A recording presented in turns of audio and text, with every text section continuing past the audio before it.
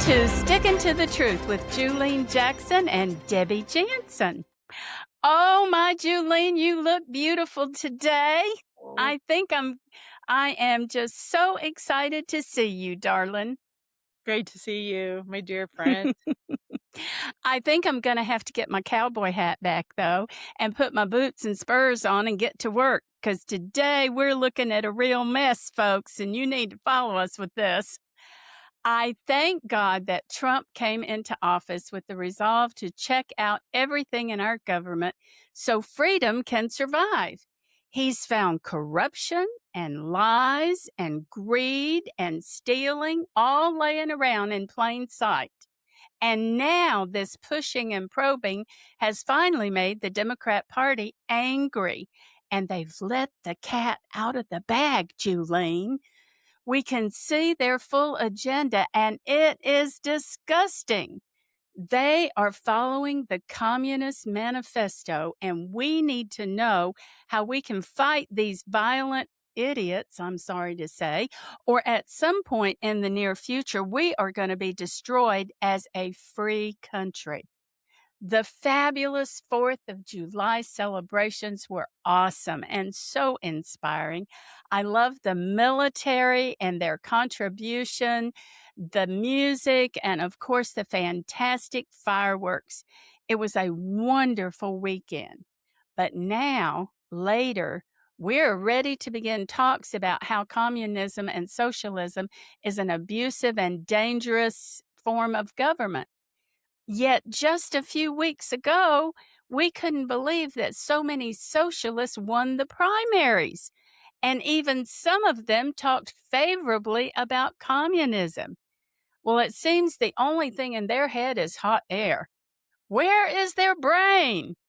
And then again today, well, a couple of days ago, newsflash, the White House Policy Council Director, Vince Haley, presented a report that the Smithsonian Museum teaches activism.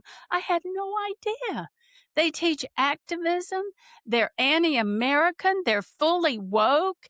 They promote racism in our country, and they're promoting it. And they do not teach or show true American history. Ugh. If you add this fact to all the other ways socialists and communists are trying to change our country and influence our children, well, Juleen, honey, we are in a real mess. And if I had my shovel, I would start moving the manure.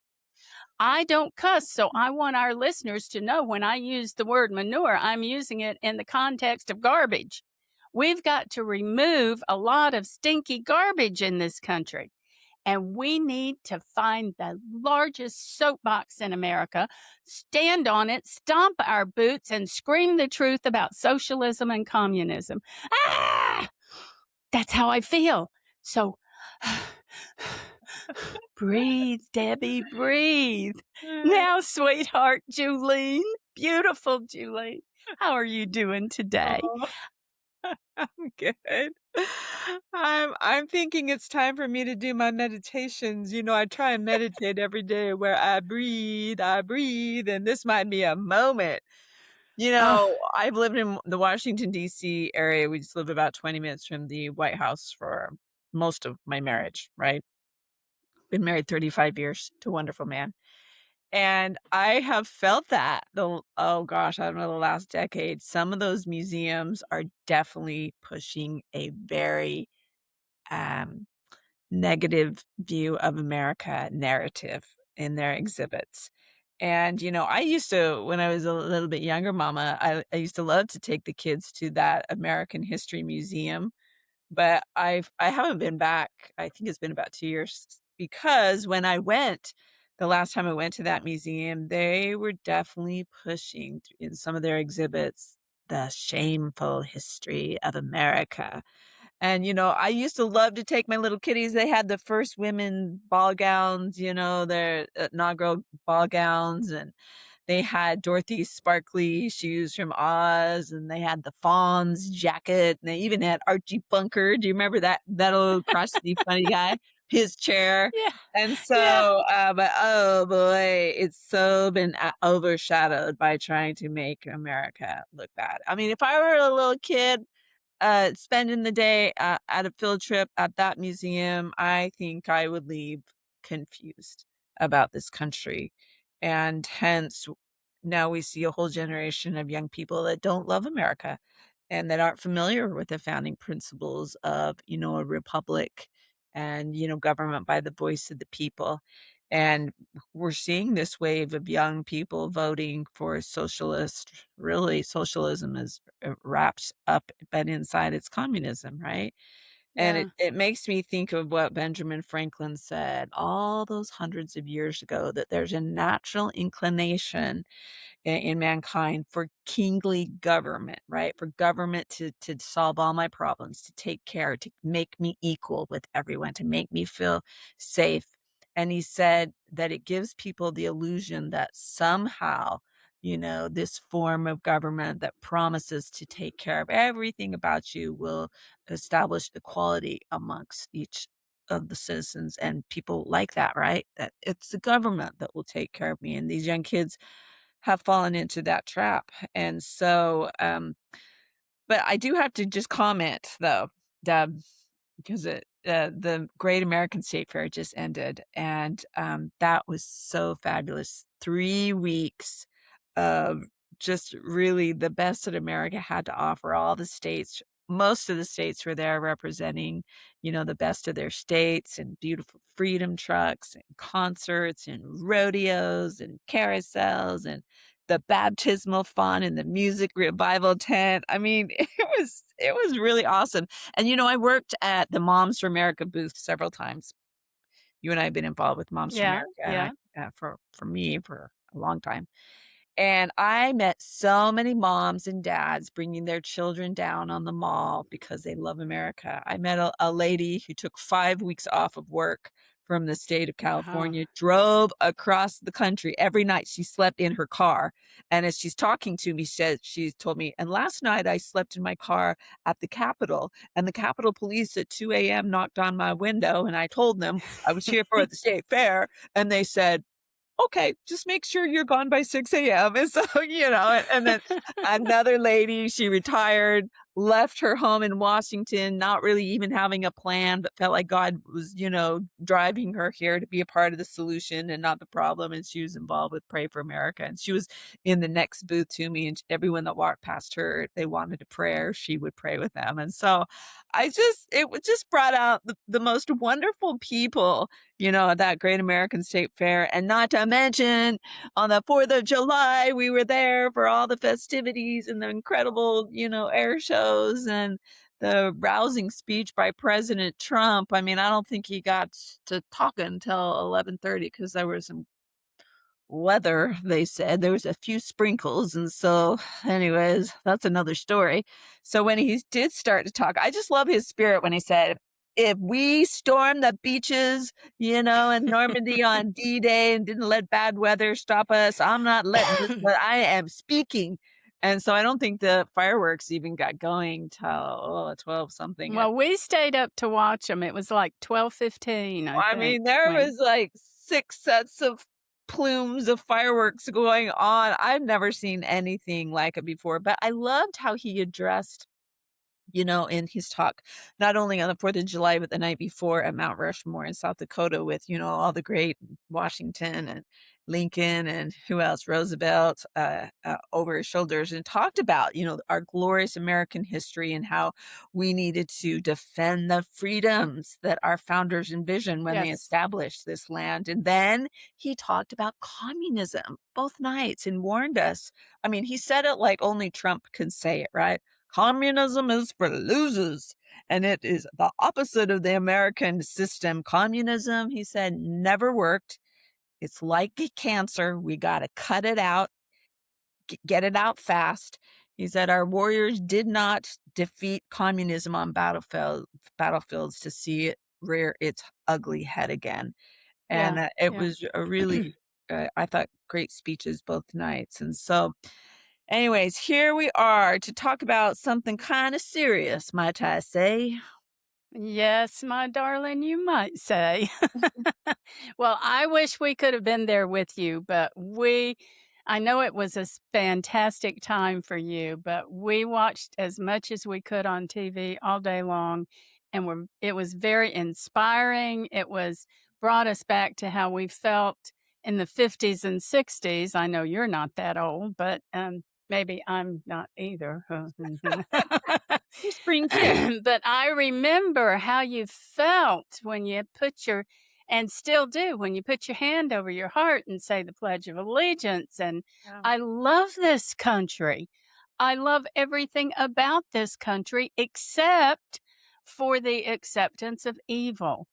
And in the 50s and 60s, I still remember my parents and grandparents talking about World War II and what it meant. And so many young people don't understand or don't know that Hitler was headed for America.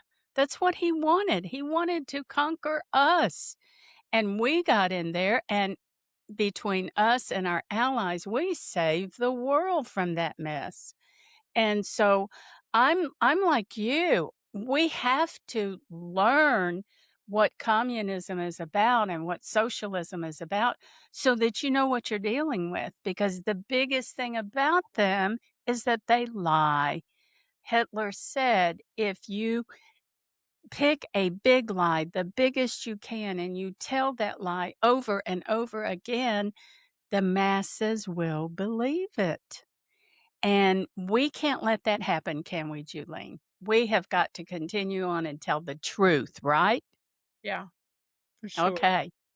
Well, did you know that nationally, only 13% of U.S. students are considered proficient in U.S. history and only 20% in civics, according to the nation's report card provided by the National Assessment of Educational Progress? Now, I don't think we're making a lot of progress if that's what the scores are, but moving on. In order to make sense of what's happening in America today, we need to know everything we can about socialism and communism. If our kids don't know it, we must, and we must pass it on. So please go get the book. Oh, you know what? I was studying it. It's over on my desk. But please go get the book. Here, Julian's got it. Yay, Where's my baby. book? Where's my book? This The little library. Naked Communist by Cleon Skousen, and read it with us because we have to make some changes in our country. And the more people that know the truth, it will pass around. So it's very important to me when I was reading it here this last week over again.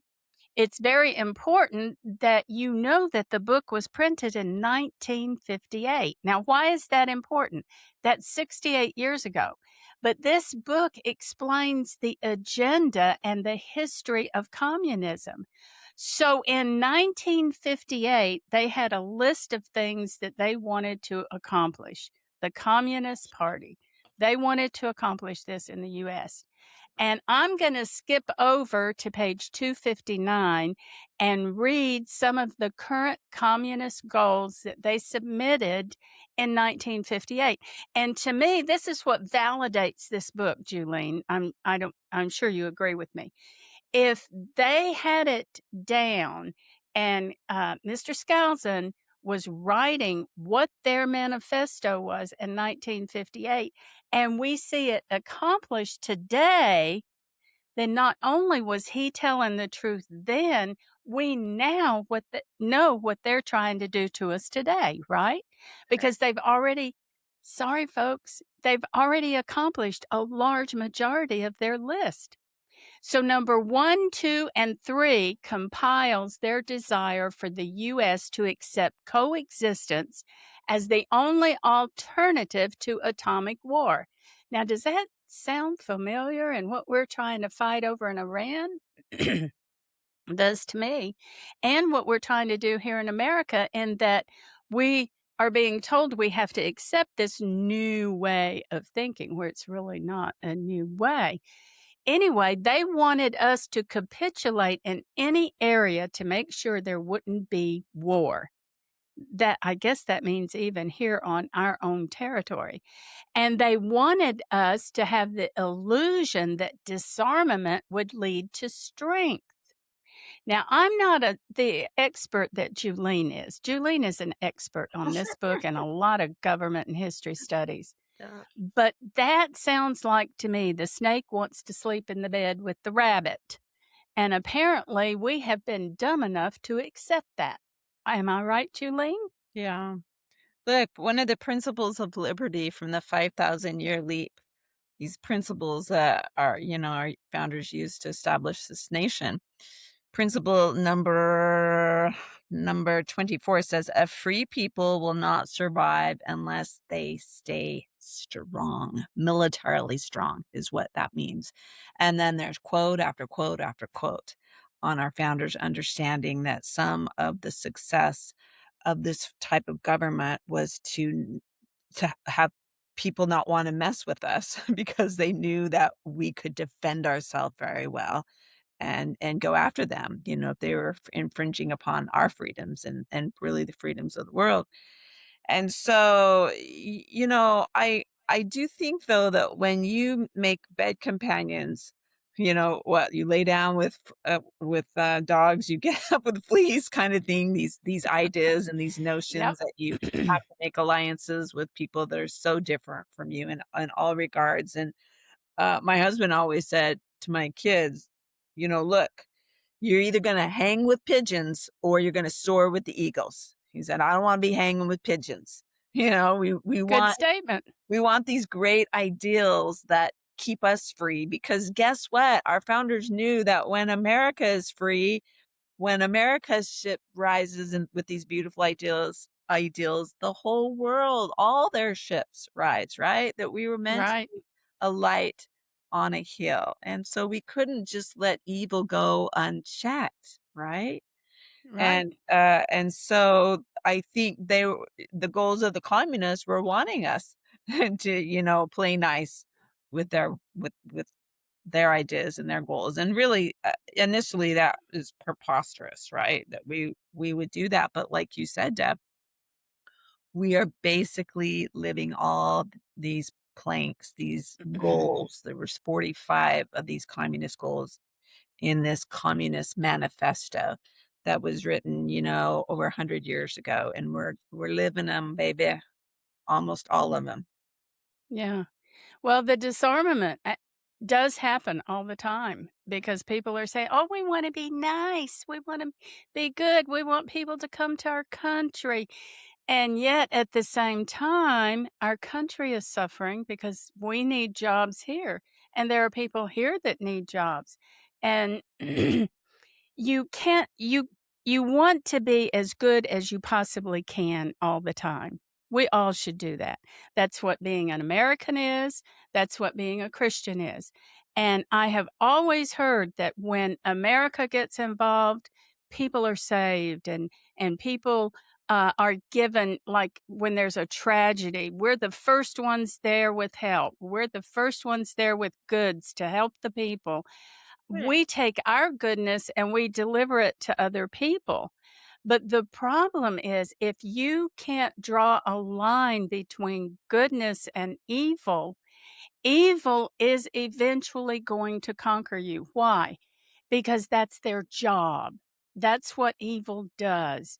Evil doesn't make stuff, it doesn't grow stuff, it doesn't promote other people. Evil is selfish, and evil is bent on conquering you so that they get it all and you're providing what they need. Am I right on that?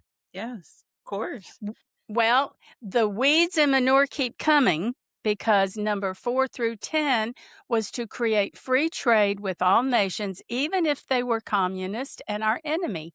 They wanted us to recognize Red China and give them a place at the UN and on anywhere else they wanted to be. In other words, their goal was to make all nations seem better, nicer, more worthy than the US. And the US was to be a low nation on the totem pole and without the ability to rein in communism. Well, Juleen, even Sitting Bull wouldn't take that stinky deal. But Americans were too busy having fun now that World War II was over. So we just didn't notice. We didn't pay attention. Oh, that's a few communists over there. Just leave them alone. But the Communist Party in America took advantage of our goodness and freedoms, and now here we are. What Mhm. do you think? Yeah. I mean, if you look at the goals 4 through 14, just read a few of them. They wanted free trade with all nations, regardless if they had communistic affiliations. They wanted to provide aid to all nations, even communist-dominated nations. Okay, they wanted us to provide aid and regardless of what kind of governments. And they wanted us to grant recognition, which we have in the UN of Red China. And they wanted uh, the promotion of the UN as like the hope of mankind. And it has, we're starting to wake up to, the goals of the UN. And they definitely their goal was to, resist any attempts of people that were waking up to communism and saying, "Wait a minute, this isn't right." So they wanted to squash that kind of thing, and we saw that happen. And, interesting, they wanted to do away with loyalty oaths.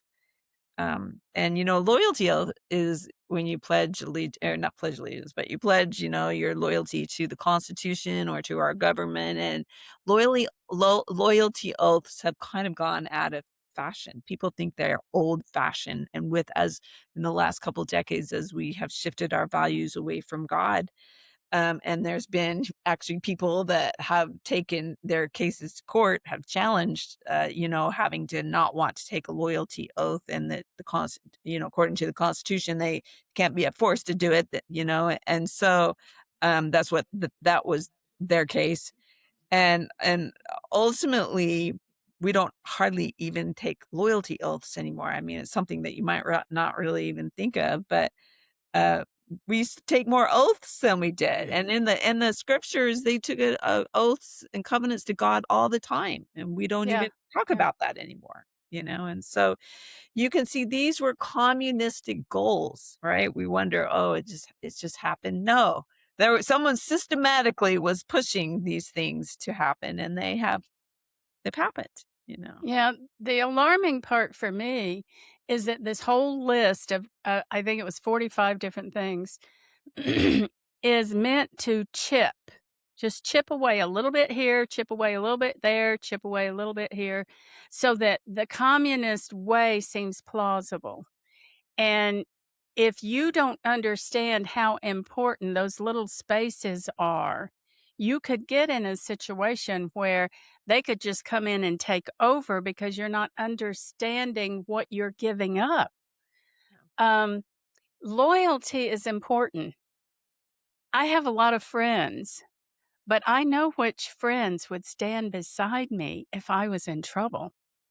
And if you're not willing to say, I will be loyal to America first, if you're not willing to do that, then you will become part of the enemy.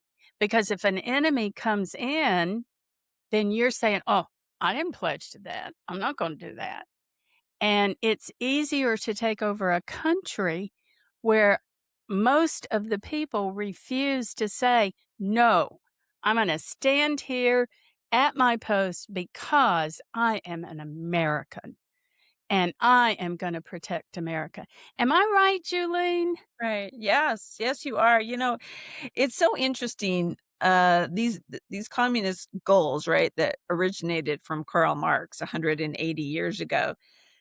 They knew that interesting enough, it would be easier to get the Democratic Party platform to embrace them than the Republican platform, because the Republican platform was based more on natural law, God's law, morality, and, instead Hmm. of kind of trends or feelings or whims that the Democratic Party is sometimes based on, right? What's the popular sentiment of the day was a part of their platform.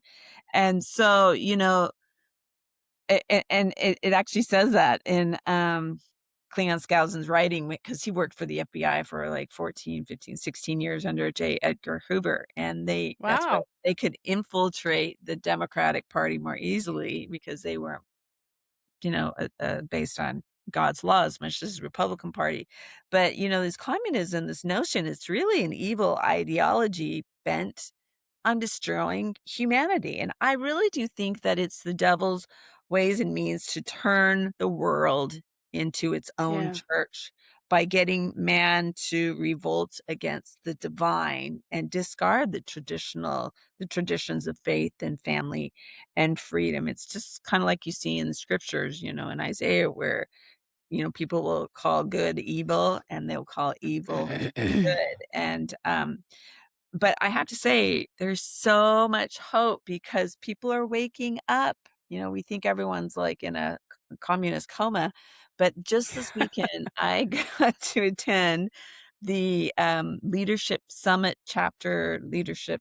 Let me say again, the chapter leadership summit for the TPUSA um, leaders of their chapters in high school and colleges around the country. They brought 3,000 young people in. They've been doing this kind of training for the last 9 years. Training happened to be in Washington, D.C. We're hoping to do a project with Turning Point USA. And so my husband and I were invited, and we saw these 3,000 young kids, high school and college age kids. And on Saturday night, they rented out Mount Vernon, the home of George Washington, and they built this kind of tent theater. Thousands of kids watched the young George Washington. I don't know by Angel Studios if you've had a chance to see that yet. Deb, have you? We have our tickets to go and see it. Well, I saw a video of it after the show ended. The kids all rose and started, "Washington, Washington, Washington." And so we got to spend the afternoon with them on Saturday and be a part of their training and ate lunch with them and talked with a group of kids that were leaders of the TP USA chapter at Mississippi State and to hear their concerns and they love America and they are so inspired by the principles which these founders put their life on the line for and are committed and loyal and want to perpetuate, this and fight against, just this godlessness and immorality and just Yeah. a day before I was at the leadership summit in DC, my husband and I were in New York City and we were looking at going to Broadway's show and it's so hard to find something that's inspiring, but there was a show called Smigga I can't even say the name still, Schmigadoon, and it won the best musical of the year for 2026, and it looked so wholesome and, you know, clean, and so we're like, "Best musical of the year, let's do it." And, they kind of we've been to so many Broadway shows where they do this. The first half, you're like, "Well, this is kinda cute, I think I might recommend it." And then they just smack you in the face like 2/3 of the way through, they just began to become unhinged and making fun of, God-fearing people and morals. And, there's a group of women that they had them dressed in black the whole show. And they called them the mothers against the future. And I just laughed because they're, these God-fearing, judgmental mothers against the future. And, Oh my then goodness. the mayor comes out as homosexual and sings a song about, "I'm a homosexual," and then the pastor comes out as gay, and then they kiss, and I mean, I was just like, "What in the heck just happened?" And guess what? Half the audience was young kids because we waited in line with them. I don't know, well, they were like high school kids, and they just cheered and clapped, and you would have thought it was the greatest performance, Oh greatest my thing goodness. Ah. And so I'm like, there's these kids that are so duped and are just being sold the bill of goods, thinking that anything goes, and we're all equal and there's no boundaries on, if you feel something, go for it. It's all beautiful. And then you have these kids that want to be the next, young Washington. And the battlegrounds are, queuing up, aren't they? Right? There's no ground anymore. Yes, we're getting to a real divide in this country between good and evil, and that's it's hard to watch because, at least for me, I'm not watching someone who has a different opinion from me. I can handle that. Sit down with me, like Charlie Kirk. Sit down with me, we'll talk. And I promise you somewhere along the way I'll find a way to separate the manure from the good stuff. I will try to help you to stop drinking stump water, okay? And get your act together. But the only reason I do that is not because I dislike that person, it's because I want them to have a good life. Mhm. So many of these young kids get into this kind of stuff and then talk to them 20 years later Right. when they are sick and um, dying. Someone very close to me died recently, and it was all because he believed the lie. Mhm. He believed the lie, and he went for it, and, it was the most painful experience the family went through because I wanted everyone that knew him wanted him to have a great life, and with the things that he got into, great life didn't come with that. And if you don't know the truth, and here we are back to the truth, if you don't know the truth, it's not me against some teenager who thought that program that you saw was great. It's not me against them. It's them against their future.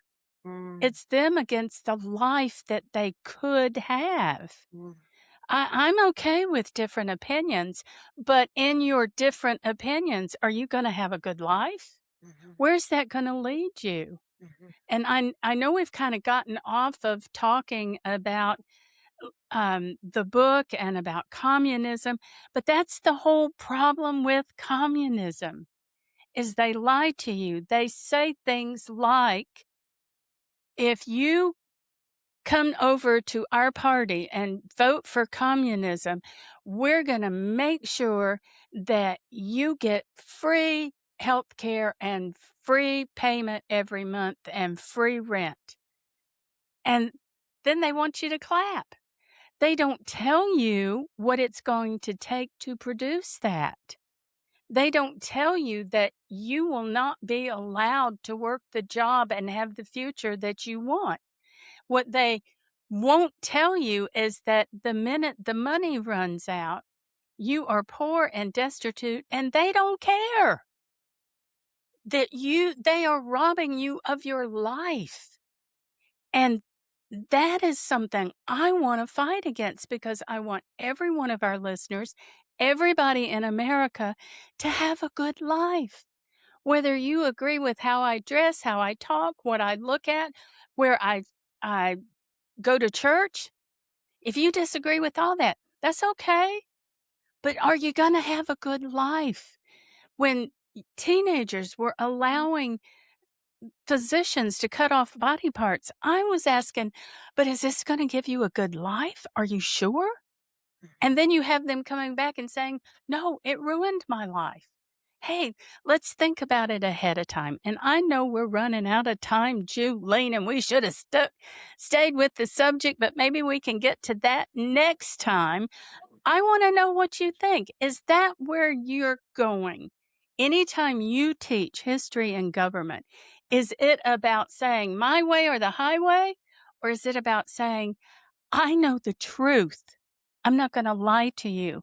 And if you go this way, your life's going to turn out this way. If you come over here with us, we're going to make sure you have the freedom with some hard work, but the freedom to have a good life. Is that what we're saying, Julie? yes. Look, we want all people to prosper. We want all people to, live their dreams and have families and build beautiful legacies, right? But it we have to justify the heavens to be able to protect and bless us. Our founders knew that as they made covenants to be one nation under God, that would justify the heavens to put this umbrella protection over us so we could prosper and thrive and, be a blessing, to all of humanity, really. But we have to do it according to God's law. He's our Yes. creator.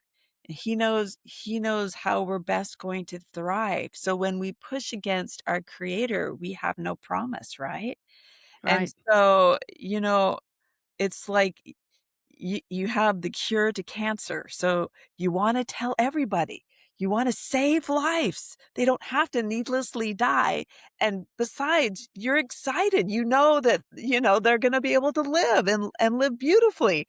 And so we have to know that we've got the cure for what is ailing so much of the world, right? And just because some people might not believe you or still want to like hang on to their addictions and their diseases and so forth, it doesn't mean that we should stop speaking God's truth, right? Because he said, if we will turn from our wicked ways and turn to him and his face, he will forgive us and he will heal our land. He will heal, that's Second Chronicles. He will heal, our relationships, our family, our communities. And I will, I'll go down with the ship. I mean, our founders were willing to lay it all on the line and go down with the ship. They put their reputations, their sacred honors, their fortunes, everything on the line.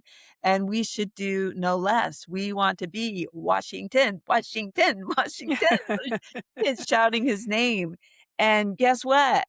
God is going to prevail in the end, and we just want to make sure we're on his side. And he's got us. He will have us, but he loves all his children. And so he wants us to do everything we can to be his voice and to speak for him. And what magnificent, I mean, a life with God is a life full of hope and determination and courage. And, he is our future. Fear is not our future. A life without God is full of fear and anger and hypocrisy and degeneracy. But a life with God is, we rejoice in the challenge, and it won't happen overnight, that's for sure. But every day a little bit better. I always tell my kids we worship a big God. So we can have big faith in him. We can have big confidence in him. So let the size of your God determine the size of our goals. We have goals, God's goals, right? That he can heal our land and we can be a part of it. Exactly. Way to go, Juleen. Well, we're a little bit over our time, but I'm going to go just a few minutes more because I want to leave you with an example. When I was a teenager, I drove all the way across Atlanta to go to a teen conference, and there was a guy that was speaking. Wish I could remember his name, but I was a teenager. You know how that goes. We don't always remember, and I am older than dirt.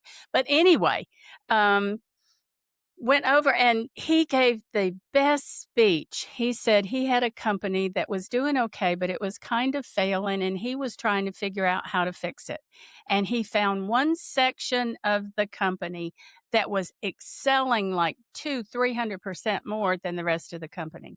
So he goes in to find out what's wrong or what's good about it. So maybe he can transfer that to the rest of the company. And it was two managers who were Christians, and they said, "We manage according to the Bible because the Bible is true." And he says, "Oh, that's just religion. That's just faith. And you shouldn't be doing that at work." And they said, "No, there are principles in here about how to live and how to treat other people and what to do in your business. And we put those into practice in this business. And that's why it's growing." So this guy said, "Huh, okay, well, let me think about that." He gets a Bible, he takes it home with him, he starts to read, and he starts finding those scriptures about how to treat other people, how to grow other people, how to support other people. And he starts implementing those in the rest of his business, and his business went out crazy. It just became super successful. And he thought, "I'm going to read other chapters in the Bible, and I'm going to read this from cover to cover." Well, he did that for a couple of years, and finally, somebody came to him and said, "You're a great man. You're just living, you're so different than what you used to be. You're living like a Christian." And he said, "Huh, I am, aren't I? That is the truth." And he remembered the verse, "I am the truth, the way, and the life." Wow. And at that moment was when he said he knelt and he gave his heart to God.